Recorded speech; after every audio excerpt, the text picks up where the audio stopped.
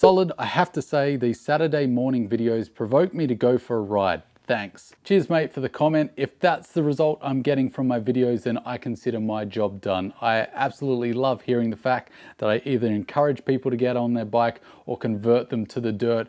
Whichever way it is, I'll take that comment, mate. Enjoy the trails for me, mate, and cheers for the comment. G'day guys, welcome back to another video. It's time to do this month's Q&A, dive into the comment section and see how you're all doing. So let's get straight back into the questions. Why do Americans always think big is better? 400 cc's for an adventure bike is plenty. 400 cc's being plenty for an adventure bike, I would wholeheartedly agree, depending on what your application is, your riding preferences and ability and your comfort levels. But 400 cc's is enough to get the job done. I've taken my little 250 dual sports on huge multi-day trips. So it's all about what you're willing to put up with. Don't get caught up in the bigger is always better. 400 cc's certainly can be plenty to get the job done. Try and think about you as an individual and what you need out of the motorcycle. As to the American way of life and the bigger is always better thing is a little bit of a perception. You're getting a distorted reality if you're outside of America. What I can say is I do know plenty of Americans that don't subscribe to the bigger is better within the motorcycle ecosystem at least. Plenty of Americans I know that are on this channel that watch it love their lightweight hardcore off-road motorcycles and skew lighter weight for their adventure bikes as well. So it's not necessarily always true. As to the motorcycles and why they appear to think bigger is better over there in America, it's a similar kind of scenario here to Australia with a few nuances. Over in America, like Australia, they're huge countries. You've got to travel extraordinary distances to get from one side to the other. So sometimes if you're wanting to get from one place to the other, a car or a motorcycle that makes a lot of power, that isn't stressed sitting at higher speeds, you just point in one direction and it eats up the miles without fatiguing you too much, really is appealing. In America, they've got much higher speeds than a lot of places here in Australia. So it's even more of a benefit to have a bike that's bigger and makes more power so it can achieve those higher speeds and sit at them at a comfortable pace and be able to maneuver in and out of traffic at that speed. It's probably why they skew bigger is better over there for their adventure bikes. I'd love to hear the Americans' perspective on this. Is there a bigger is better mentality in America? Is it widespread? What's your experience of it and do you subscribe to it? Chuck your thoughts down below. I'd love to hear from you. Who would want an automatic or a semi-automatic gearbox? Certainly not a true motorcyclist. If you've had quite a few accidents, some of them very serious and life-threatening, as I've had, and you've got broken bones and bits of metal and surgical wire holding you together, and you've got constant pain, or you're battling a disability that not everyone can see but you do have, and it causes you discomfort, something like a semi-automatic or an automatic gearbox might be the difference between you being able to continue your love of riding or having to give that up. And I would ask the question in that scenario, the person that's disabled or suffering severe pain and is riding a semi-automatic or automatic bike, getting over that trauma, recovering from the injuries and putting up with all that discomfort and pain and still riding, that's the true motorcyclist to me. Not to mention that just at a base level, if you've got a semi-automatic or an automatic, it's much easier to ride off-road as well. So I'll put that out there as well. I'm looking for a bike that can be ridden at 70 miles per hour comfortably, but can also handle being ridden in sand. What's your suggestion? For anyone outside of America, I think 70 miles per hour is roughly 110 kilometers an hour. Well, that's a hard question to answer. I did get back to you asking for more specifics there. What's your skill level? What's your general riding terrain look like? But you also haven't specified, do you want a dual sport? Do you want an adventure bike? So I will say this, let's keep it light. Let's forget about adventure bikes because in my opinion, for the average person, if you're doing deep sand regularly, they're not going to be much fun. If your comfort levels for higher speeds really need to be able to blast past traffic and have some decent power, I would look at the KTM 690 Enduro R or Husqvarna's version, the 701, or GasGas's version, the ES 700. They're all the same bike owned by the same company.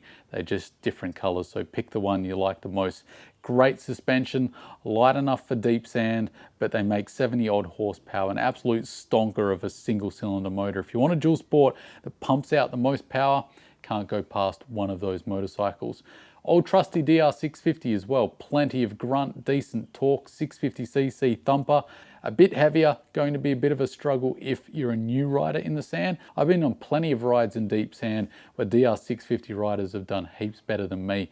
It really is skill set that makes a difference a lot of the time. Now, if your willingness to put up with a buzzy motor and not being able to take over big trucks at warp speed out on the highway, but being able to maintain those speeds, the 300s like the KLX 300, the CRF 300L, and even the WR450R if you gear it right, we'll do those speeds happily all day, every day, as well as even lighter bikes like some of the Enduros like the KTM 500 EXC or Honda CRF 450RL. They're quite good at sitting out on the highway. They're not exactly comfortable, but they certainly will hold those speeds easily, and they're absolute weapons off roads. Is the new Himalayan 450 a dual sport or an adventure bike?